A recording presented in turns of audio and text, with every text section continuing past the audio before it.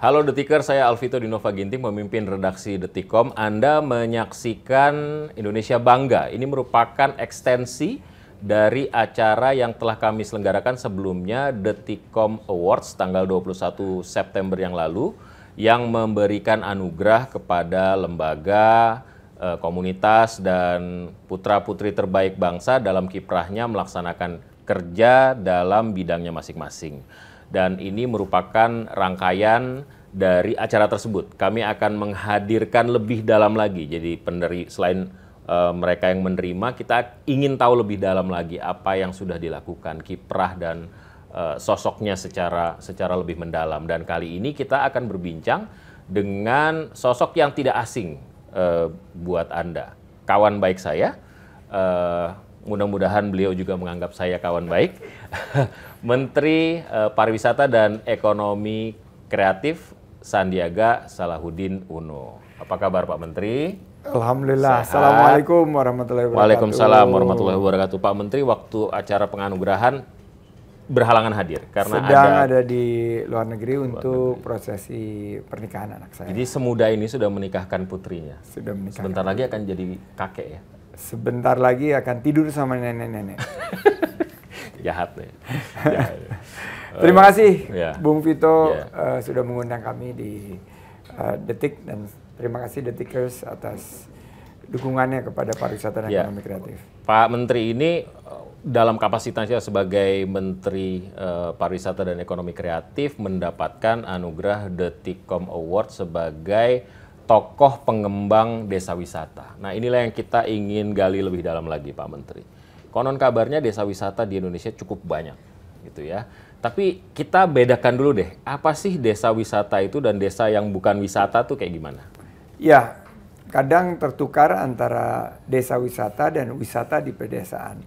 Desa wisata ini adalah sebuah produk wisata yang telah berbentuk sebuah lembaga, yaitu sebuah desa yang telah mendapatkan pengakuan yang berupa surat keputusan atau SK gubernur atau SK bupati yang menetapkan ini sebagai desa wisata dan telah memiliki kelengkapannya seperti kelompok sadar wisata, karena desa wisata ini adalah community based tourism.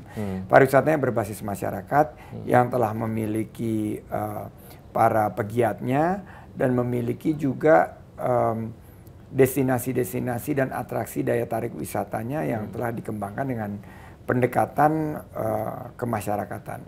Setelah itu dia juga bukan hanya punya keindahan alam, tapi juga mereka memiliki kemampuan melayani wisatawan dan juga kebudayaan yang bisa dikemas dan produk-produk ekonomi kreatif lainnya. Itu ada 7.000? Total sekitar 7.500, tapi yang baru masuk ke dalam jejaring desa wisata yang dikelola oleh Kemenparekraf ini bekerjasama dengan kementerian lembaga lainnya ada sekitar 4.800.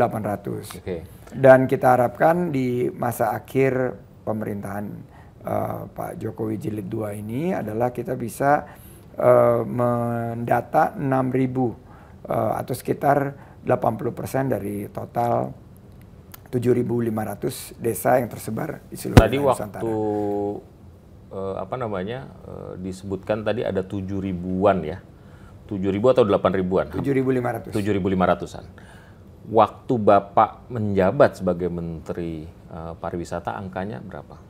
Waktu awal belum ada yang memiliki data yang lengkap. Ada program desa wisata yang sudah dimulai di masa-masa pendahulu saya seperti Pak Gede Ardike yang merupakan tokoh kelas dunia kalau bicara mengenai pariwisata berbasis masyarakat dan pariwisata berbasis budaya. Nah, almarhum Gede Ardike ini menggagas Indonesia Sustainable Tourism Award, dan salah satu tugas dari Indonesia Sustainable Tourism Council adalah mensertifikasi tourism village. Nah, total waktu itu ada sekitar 16 yang sudah dikunjungi dan mulai dipasarkan. 16? 16. Nah, saya waktu ini 16 karena murni memang baru 16 atau memang sudah ada tapi belum terdata? Sudah ada, tapi karena keterbatasan satu dan lain hal, Kementerian Pariwisata ini tidak memfokuskan kepada desa wisata, akhirnya ada penambahan tapi sangat sedikit dan ada alokasi anggaran maupun perhatian, tapi tidak tereksekusi dengan optimal. Nah kebetulan kita di tengah-tengah COVID. Nah saya itu kan lagi melihat apa yang bisa kita tawarkan kepada para pelaku pariwisata dan ekonomi kreatif dan kepada masyarakat di tengah-tengah COVID. Nah ini ada produk desa wisata. Saya tuh terus terang nama istilahnya I stumble upon. Jadi saya datang ke suatu acara membacakan nominasi untuk desa wisata yang tersertifikasi. Saya lihat kok cuma 5. Saya lihat berapa potensinya, akhirnya saya terjunkan tim. Dan waktu itu Pak Ardike udah mulai sakit tuh.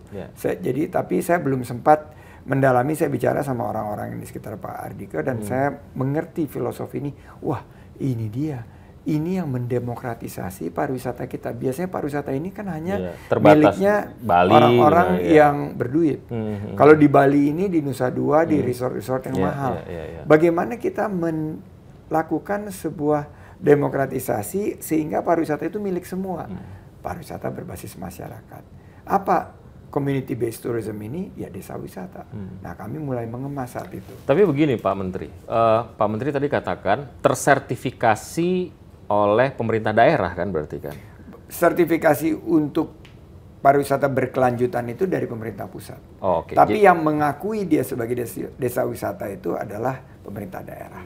Jadi jenjangnya gini, kalau misalnya saya sebagai kepala desa atau penggagas komunitas desa, ayo kita bikin desa kita sebagai desa wisata, apa yang dilakukan kemudian lapor dulu ke Menparekraf atau ke kepala daerahnya? Jadi stepnya adalah pertama membangun kesamaan pola pikir di tengah-tengah masyarakat karena ini berbasis masyarakat. Jadi ada kearifan lokal. Biasanya kita punya local champion.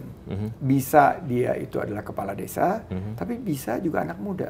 Jadi anak muda bilang, ini ada curug nih misalnya nih. Kalau Pak Ishadi nih karena kita di kamarnya Pak Ishadi. Pak Ishadi kan ada di Sukabumi, kalau Cimelati, Cimelati. Ini ada curug nih. Nah si local champion itu nanti akan kalau dia bukan kepala desanya, dia akan membentuk kelompok yang ingin mengembangkan destinasi itu dan melaporkan ke kepala desanya. Pak, ini ada daya tarik wisata, kami ada masyarakat yang bisa mengelolanya. Apakah diperkenankan dibentuk oleh kepala desa itu, yaitu kelompok sadar wisata, namanya Pokdarwis. Nanti kepala desa berkoordinasi dengan kepala dinas pariwisata setempat di tingkat kabupaten atau kota, dan biasanya diikuti dengan SK penetapan oleh kepala daerah, inilah desa wisata. Dengan daya tarik wisatanya ABCD. Biasanya nggak cuma satu curug, tapi ada biasanya tempat kuliner, ada juga tempat camping, mereka ada punya juga kain trekking, khusus apa segala macam gitu ya. Jadi biasanya ini yang menyatu dengan alam dan nature, culture dan adventure. Pokoknya 3 cer itu. Nature, culture dan adventure. Itu cikal bakal kesadaran itu munculnya setelah itu di-engage oleh Pak Menteri kan. Karena baru ada 16 waktu itu kan. Kemudian desa mungkin sadar, oh ini bisa loh kita menjadi bukan hanya nanam padi saja atau misalnya beternak kambing saja, tapi bisa melakukan lebih dari itu gitu, beyond apa yang sudah mereka lakukan gitu. Nah itu bagaimana cara memotivasinya mereka? Karena kan biar gimana juga selain dimotivasi, ketika mereka mau bergerak, mereka juga harus tahu mau melakukan apa. Apa yang Pak Menteri lakukan? Jadi ini sudah ada jauh sebelum saya, tapi selama ini belum ada perhatian khusus dari Kemenparekraf. Nah, saya langsung berpikir bagaimana caranya. Akhirnya saya bersama dengan rekan-rekan Pak Frans, Pak Indra, Bu Endah, akhirnya kita menyusun sebuah program namanya Anugerah Desa Wisata. Belum pernah sekelas menteri, kecuali memang sangat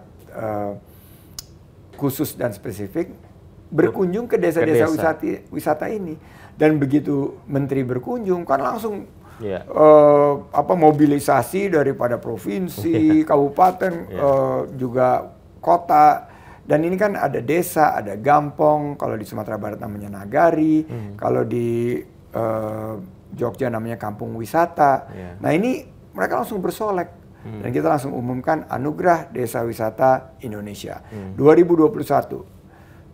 Itu yang pertama ya? Yang pertama, saya tanya berapa kira-kira yang daftar. Dapat nggak? Sekitar... Ekspektasi awalnya berapa? Saya kasih high call dong. Saya bilang ini kan ada 7.500, 10% deh. 750. Wah nggak bisa Pak, nggak sanggup. Semualah biasalah birokrat-birokrat, sama teman-teman, tim kreatif, nggak sanggup Pak, 500. Oke, apa yang saya harus lakukan supaya ini bisa mendapat gaungnya? Ya Bapak harus sering menggunakan sosial media, menggunakan mainstream media untuk mempromosikan program Anugerah Desa Wisata. Ya udahlah, kita bikin konten, kita bikin engagement dengan influencer. Hadirlah pra Adui 2023 saya. Ya sekaligus aja lah ngundang Raffi Ahmad ke Desa Wisata Tugu Selatan. Kebetulan dia juga datang pakai helikopter, Bos. Bayar sendiri dia. Pemerintah kan nggak punya dana kan. Terus langsung kita bikin konten, heboh. Nggak cukup, mana? Atta Halilintar ajak ke Desa Wisata di Bima. Namanya Desa Wisata Maria. Datang nonton pacuan kuda, wah heboh Atta Halilintar. Habis itu hanya sekedar untuk bahasa apa namanya, bahasa casualnya tuh ngeworo-woro aja. Iya, ngeworo-woro. Dan kan kita nggak punya dana, jadi aku selalu minta, Tak, bantu dong, tolong bantu nih, ini kita lagi COVID segala macam susah. Mereka tuh influencer kita hebat. Mereka punya kepedulian dan empati. Habis itu Ayu Dewi ajak kemana? Desa Wisata Penting Sari. Baim ajak ke Desa Wisata di kecamatan itu udah deket Ubud tuh, Desa Wisata Budaya gitu. Akhirnya terbentuklah sebuah ajakan pas saat kita penutupan 1.700 desa wisata yang mendaftar. Nah tahun pertama. Jadi 3 kali lipat lebih dari ekspektasi kita awal. Tahun kedua 2022, saya bilang kan udah dapet 1.700. Itu di saat COVID loh itu? Itu di tengah-tengah COVID. Di saat COVID. Dan ini orang-orang ternyata kan sudah mulai healingnya itu cari yang deket-deket lah. Yang deket-deket. Ya, karena penerbangan repot. Tren pariwisata itu kan sekarang waktu itu pakai darat, terus personalized, localized, customized, smaller in size, dan desa wisata ini cocok buat healing. Akhirnya tahun kedua berapa target? Kita doublein. 4.000. Kita doublein waktu itu enggak, kita bilang kan waktu itu awal targetnya 750. Oh, jadi doublein dari awal. Doubling dari awal ya. 2.500 gimana? Wah berat Pak, nggak mungkin gini. Kita woro-woro lagi, tapi kali ini kita buat malam anugerah desa wisatanya, dan yang menang ini kita kasih penghargaan khusus dan kita kasih mitra kolaborasinya dengan perusahaan-perusahaan besar. Akhirnya yang daftar waktu itu sudah 3.400. Separohnya nih dari... Separohnya dari 7. Nah udah mulai susah nih, karena kan woro-woronya udah, ini ada desa-desa yang terpencil, yang nggak punya local champion dan segala macam. Nah tahun 2023 ini yang mendaftar 4.700 lebih. Jadi saya bilang gini, kita punya 1 tahun lagi di 2024, kita lanjutkan Anugerah Desa Wisata di 2024 dengan target 6.000. Jadi ini yang mudah-mudahan dengan penghargaan dari Detik, dengan recognition dari teman-teman di sosial media maupun media, pariwisata ini bisa dirasakan juga di tingkat desa. Masyarakat desa. Kan kita kan mimpi, sebelum ke sana desa, kita ngomong soal desanya dulu. Ada kekhawatiran pribadi saya. Desa itu kan terkenal dengan nature-nya gitu ya, local wisdom-nya gitu. Ketika dia masuk ke pariwisata, maka dia bersentuhan dengan industri. Kemudian akhirnya kalau industri itu kan masuknya agak ke ruang pragmatis kan gitu ya.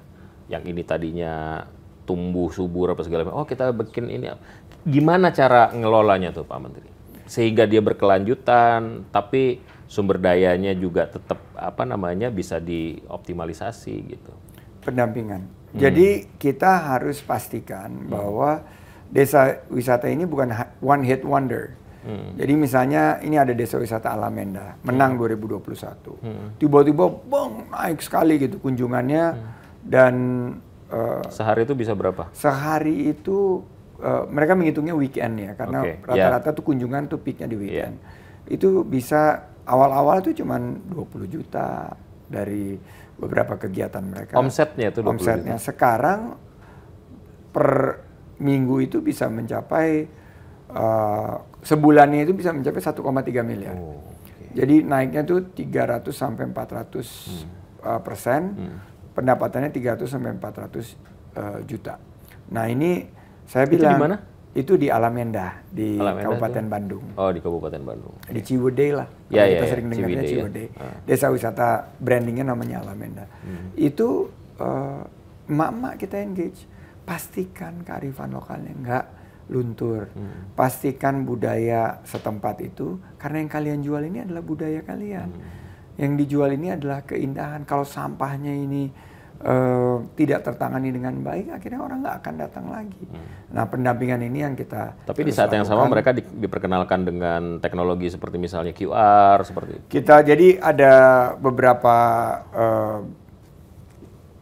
poin yang diperkenalkan dan diberikan pelatihan dan pendampingan. Misalnya pertama, karena waktu itu saat COVID, adalah CHSE. Cleanliness, Health, Safety, dan Environmental Sustainability. Ini 4 pilar ini mereka harus punya. Ya. Bahwa datang ke sana harus bisa cuci tangan, datang di sana WC-nya rapi. Jadi kita ada kategori toilet juga. Di sana itu tempat ibadah juga barangkali. Tempat ibadahnya juga disediakan. Di sana juga pramu wisatanya juga disiapkan. Setelah itu juga adalah aspek digitalisasinya. Jadi mereka bagaimana menggunakan QR code, tapi juga desa-desa ini punya Instagram, punya TikTok, punya YouTube channel sendiri, dan mereka ini ternyata kita underestimate. Mereka tuh bisa bikin konten-konten yang sangat menarik gitu loh. Itu hanya di kawasan tertentu seperti misalnya di seputaran kota-kota besar seperti Bandung, Jakarta, Jabodetabek lah, atau misalnya di tempat-tempat lain? Tersebar di seluruh Nusantara. Misalnya tahun 2021 yang menang desa wisata terbaik dunia, itu jaraknya jauh dari Yogyakarta. Itu desa wisata Ngelanggeran di Gunung Kidul. Terbaik dunia? Terbaik dunia. Jadi dia yang tersertifikasi di tahun 2020, di 2021 kita ajukan ke UNWTO, dilakukan pemeriksaan, menang bro. Jadi memang kalau ada local championnya, local championnya namanya Pak Sugeng. Ini kita ajak jalan-jalan untuk menginspirasi desa-desa wisata lainnya. Ada desa wisata di pojok Maluku Tenggara, namanya desa wisata Ngilngov. Nah, terus Maluku mereka Tenggara tuh berarti Tual. Oh, di Tual, oke. Jadi mereka punya produknya apa? Pantai dengan pasir terhalus di dunia. Dan mereka cuma minta, tolong dong bawa muri ke sini. Akhirnya kita ke bawa muri dan dia bandingkan di atas piring, yang satu tepung, yang satu pasir. Dan saya coba sendiri, memang spesial. Jadi itu terkenal. Ada desa wisata yang mengedepankan tato. Jadi itu di Munte, di Mentawai, Sumatera Barat, dia mengembangkannya adalah desa wisata dengan tato tradisional. Tato tradisional terbanyak. Oke. Ada desa wisata yang kuliner. Jadi di Ngilngov itu, pantainya Nglurbot namanya, salah satu kuliner yang paling terkenal adalah pisang sianida. Jadi kalau ada Jessica Wongso itu dituduh karena kopi sianida, mereka ada pisang sianida. Apa itu pisang sianida? Jadi pisangnya itu dimasak dengan sianida. Jadi sianida yang dihasilkan dari tapiok singkong. Ini yang datang adalah orang-orang yang patut dihukum untuk makan pisang. Oh enggak. Terus saya kan bilang waktu itu, ini gimana nih kalau keracunan? Ya, kalau keracunan sianida, ya paling sakit-sakit perut lah, paling sedikit tidak mematikan Pak katanya. Tapi saya tanya apa kegunaannya? Rupanya pisang yang dicelup oleh sianida dan digoreng itu crispy-nya memang beda. Bung Vito. Tapi memang kadar sianida tertentu yang mematikan ya, kan? Ya di atas ini sianidanya ada tapi tidak terlalu menarik juga berat. Menarik. Jadi ini branding. Nanti kita liput dan itu dan. Mereka branding gitu-gitu. Jadi hal-hal itu yang membuat saya. Terus desa Penglipuran. Desa, dan ini kebetulan juga Condé Nast bikin juga kan tourism village. Mereka memilih Penglipuran sebagai desa yang bersih. Mereka membranding akhirnya desa wisata terbersih dunia yaitu pengelipuran di Bangli. Iya. Gitu. Dan itu sangat terkenal sekali sekarang. Fotonya ada di mana-mana. Sekarang ada di mana-mana. Pokoknya foto itu identik dengan pariwisata berkelanjutan yang lagi dikembangkan. Pak Menteri gini, ini yang Pak Menteri lakukan, inisiatif yang Pak Menteri lakukan itu apa karena kondisi, ya kan seperti kita ketahui waktu itu masa COVID, maka wisata yang bisa dikembangkan adalah wisata-wisata jarak dekat misalnya, karena itu desa-desa wisata tumbuh. Karena begini, apakah ini akan juga menjadi visi jangka panjang? Pak Menteri sekarang ada di posisi ini, tapi ya Menteri kan jabatannya pasti sementara gitu ya. Apakah ini jadi visi? Artinya? Ya. Maksudnya apa? Artinya Pak Menteri sebentar bisa menjabat gitu ya. bisa menjabat jadi jabatan yang lebih tinggi lagi. Amin. Kita nggak ngomong politik di sini, nanti kita ngomong setelah kamera padam gitu ya. Masalah politik. Oh siap. Tapi pertanyaan saya, kita kan ada di fase di mana kita harus jadi destinasi wisata yang punya champion kelas dunia gitu ya. Karena itu ada 5 Bali baru, kemudian yang itu kan sebenarnya lebih seksi ya Pak Menteri ya, buat legacy Pak Menteri gitu. Wah, di zaman Sandi membuat ini, membuat itu, membuat ini. Tapi kok desa gitu? Apakah ini memang karena memang kondisinya itu yang terjadi, atau memang ya dari sini sebenarnya realita wisata yang bisa dikembangkan itu justru ada gitu?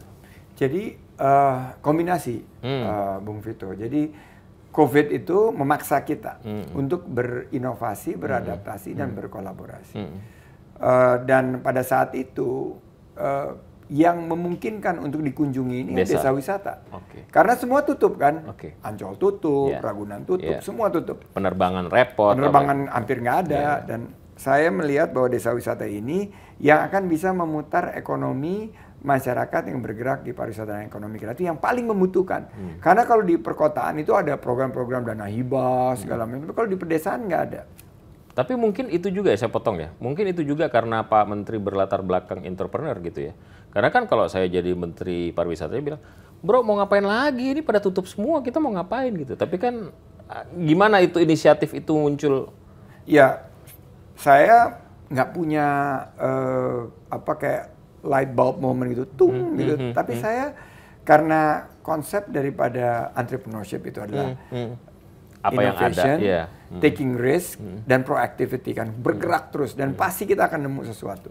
Nah, desa wisata ini menjadi pandemic winner. Jadi dengan adanya desa wisata ternyata begitu kita dalamin, semua sustainable development goals itu ada di desa wisata. Nah, kita juga melihat selama ini perhatian pemerintah ada, tapi tidak terlalu terfokuskan. Dan jadi nyarinya yang mercusuar semua gitu? Iya, nyarinya yang besar-besar dan nyarinya yang eksklusif dan kelas atas. Dan saya ngelihat bahwa masyarakat yang perlu dibantu saat COVID ini apa sih? Masyarakat yang paling di bawah kan. Yang selama ini belum tersentuh dengan program-program kita. Jadi akhirnya kita menggunakan desa wisata untuk vaksin, desa wisata untuk pelatihan, kebersihan, kesehatan, keselamatan, dan keberlanjutan lingkungan. Jadi program pemerintah itu kita, istilahnya tadi saya pakai adalah demokratisasi, democratizing opportunity. Jadi peluang ini kita turunkan ke bawah.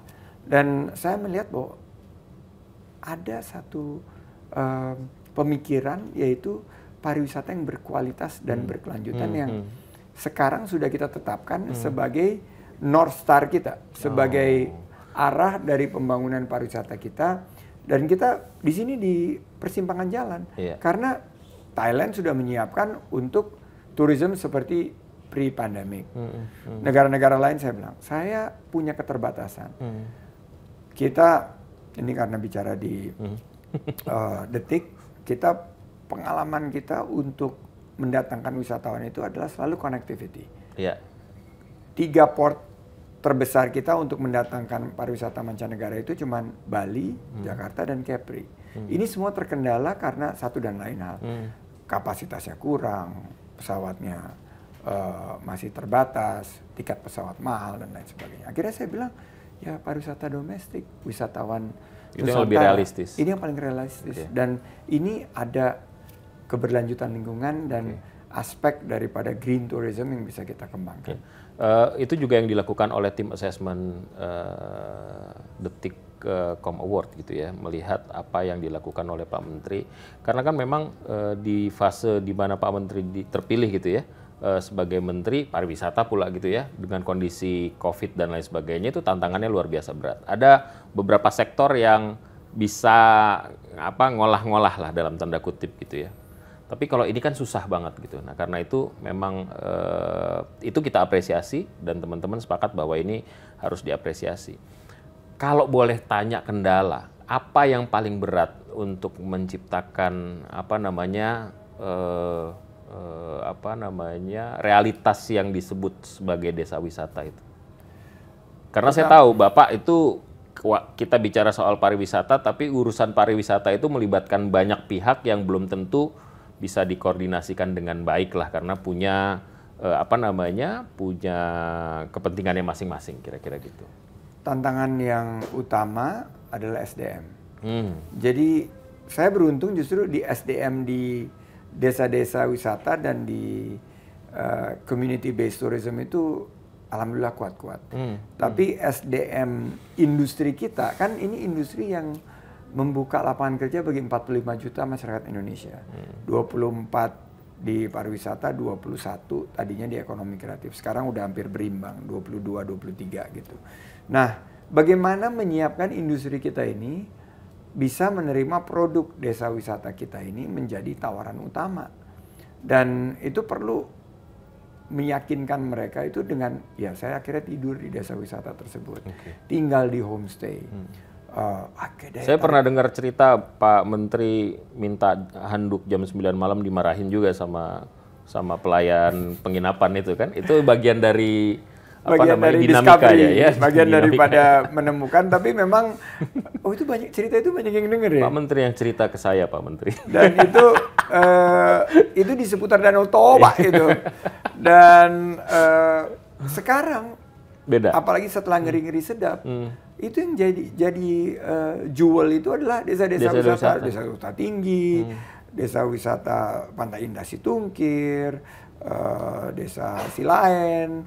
Ini yang menjadi daya tarik pariwisata di Danau Toba itu ya ternyata desa-desa wisata ini yang sekarang SDM-nya kita sudah sentuh dengan kegiatan kampanye sadar wisata dan diberikan pelatihan pelayanan. Karena mereka kan di Indonesia nih, kalau bicara pelayanan kan orang terpikir Bali, the best of hospitality. Jogja, the best of Java. Dan ya ini harus kita sebar ke seluruh wilayah Indonesia. Jadi standar lah ya. Kita tingkatkan standarnya, oleh karena itu saya invest banyak sekali waktu di Poltekpar kita, kerjasama dengan institusi-institusi lainnya untuk memberikan peningkatan SDM di ekosistem parekraf kita. Kalau misalnya dari secara ekonomis dihitung ya, berapa sih kontribusi desa wisata? Desa wisata ini sekarang kalau kita lihat dari pergerakan wisatawan yang targetnya 1 sampai 1,2 miliar, itu belum dihitung berapa pergerakannya. Tapi kalau dilihat dari pergerakan di Jawa sendiri yang totalnya hampir 85% menggunakan darat, kami membayangkan dan memprediksi sumbangan dari desa wisata itu sekitar 8-12% dari total, dan ini meningkat secara cukup signifikan dari tahun ke tahun. Nah, saya melihat bahwa kontribusi daripada pariwisata ini kan kembali di angka 4% ke ekonomi kita. Kita punya peluang menaikkan ini ke 6-8% jika kita mendorong pergerakan wisatawan. Itu lumayan Nusantara. Lumayan sekali. Iya. Ya memang rendah dibandingkan Thailand yang sampai 20%, dan dibandingkan negara-negara lain. Saya baru dari ICE Forum itu di atas 50% semua tuh. Tapi kan kita ini baru mulai kan. Nah, kita baru mulai. Jadi nggak bisa diiniin juga ya. Dan apa yang harus dilakukan? Ini kan Pak Menteri sendiri bilang tahun depan periode kedua Pak Jokowi, artinya window yang Pak Menteri punya dalam konteks sebagai Menteri Pariwisata dan Ekonomi Kreatif itu tinggal 1 tahun lagi. Gitu. Apa yang akan dilakukan dalam kurun waktu 1 tahun ini untuk desa wisata? Legitimasinya saya akan masukkan desa wisata ini di Undang-Undang Pariwisata kita yang baru. Dan nanti di RPJMN kita kan yang selesai sampai 2024, 2025 sampai 2035 ini desa wisata masuk menjadi sebuah sektor atau sebuah produk wisata yang menjadi tumpuan dan prioritas dari Kementerian Pariwisata dan Ekonomi Kreatif. Jadi ada undang-undangnya yang nanti juga akan diperkuat dengan rencana pembangunan jangka menengah nasional. Nah, yang kedua adalah keberlanjutan itu kalau kita mampu melakukan regenerasi daripada local champion. Jadi yang jago-jago nih ya Pak Sugeng, menciptakan sugeng-sugeng baru. Ciptakan sugeng-sugeng baru. Ada yang Pak Doto meninggal, itu desa Penting Sari. Di desa wisata Iboy misalnya di Sabang, daya tarik utamanya itu lumba-lumba. Jadi desa wisata yang kita bisa lihat lumba-lumba terbanyak di Indonesia. Ada desa wisata Botu Borani di Gorontalo yang desa wisata yang memberikan pengalaman dan kenangan yang tidak akan terlupakan, yaitu berenang dengan hiu paus. Jadi yang kayak gitu-gitu saya akan jadikan sebagai sebuah daya tarik yang berkelanjutan, SDM-nya itu kita kembangkan sehingga local champion ini akan memiliki kader-kader anak-anak muda yang akan mengembangkannya. Pak Menteri ini saya kenal sebagai entrepreneur sebelumnya, kayaknya nggak pernah bersentuhan bisnisnya terhadap pariwisata. Hampir nggak ada. Hampir nggak ada. Bisnis saya semuanya ada di sektor-sektor infrastruktur, industri, finance, sektor sumber daya alam, energi. Jadi nggak bersentuhan. Hampir nggak bersentuhan. Setelah itu menjadi pejabat publik dan kemudian menjadi Menteri Pariwisata gitu ya. Saya melihat passion yang karena begini, ketika Anda menyebutkan nama-nama itu dengan sangat detail dan itu terekam dalam photographic memorinya Pak Menteri dengan menceritakan ini lumba-lumba apa segala macam. Kayak saya menangkap passion gitu. Apakah memang kalau misalnya ada kesempatan di periode selanjutnya akan menjadi Menteri Pariwisata atau jadi Wakil Presiden? Enggak maksudnya. Menteri Pariwisatanya harus jauh lebih muda karena perlu mobilitas yang tinggi. Karena ini saya hafal itu karena saya datang. Saya datang dan saya tidur di desa wisata. Banyak orang yang mengkritisi Anda, ini sih Sandi jalan-jalan mulu nih. Padahal nggak apa-apa, yang buat di kota dia mengkritisi, ya buat saya itu kan masukan. Tapi yang buat didatengin, gila satu desa itu happy banget. Belum pernah Bapak seumur belum ada kita, pejabat. Pak. Belum pernah ada pejabat Pusat. setingkat menteri yang di sini. Bupati aja cuman kalau kampanye yang ke sini, Pak. Ini dan mereka yang datengin artinya ada perhatian. Ada perhatian, saya bilang biarinlah saya dibicarakan, dihujat atau diomongin, tapi karena ini saya lakukan dengan istiqomah, dengan konsistensi, alhamdulillah mereka sekarang bangkit dan berkembang. Dan menurut saya pariwisata ini karena kita juga populasinya sangat muda dan ini healing ini udah jadi trennya anak muda. Saya lihat ya wakil menteri saya kan muda banget tuh, dia relate banget sama kegiatan gitu. Parekraf dan menurut saya kalau ke depan ya mudah-mudah lah take over lah. Dan healingnya nggak perlu ke daerah-daerah yang jauh, deket-deket saja. Katanya sekarang kalau misalnya kita bergerak ke Bekasi saja dan menemukan destinasi wisata, kita sudah dihitung sebagai wisatawan. Iya, karena ini juga yang menjadi pola hitung dari pergerakan wisata Nusantara adalah pergerakan dari kabupaten ke kabupaten, kabupaten ke kota, yang tidak repetisi. Jadi kayak Yuga gitu dari Bekasi ke sini tuh bukan Yuga ini wisata. Tenaga ahli. Belum tentu paham juga Yuga itu saya. Pak Yuga ini adalah tenaga ahli beliau, kawan saya juga. Saya selipin di sini supaya kerja gitu loh. Supaya relate. Karena turun terus nih Pak. Jadi jadi 6 jam kita berkegiatan di satu kabupaten yang lain dibanding daripada kabupaten yang kita tinggal, itu sudah dihitung pergerakan wisatawan Nusantara. Nah, kalau pertanyaannya kan, kok Indonesia di tengah-tengah COVID bisa loncat 12 peringkat dengan program-program seperti desa wisata, dengan program-program seperti pariwisata berkualitas berkelanjutan. Sekarang kita indeksnya ini di atasnya Thailand, Malaysia, Vietnam, dan Filipina.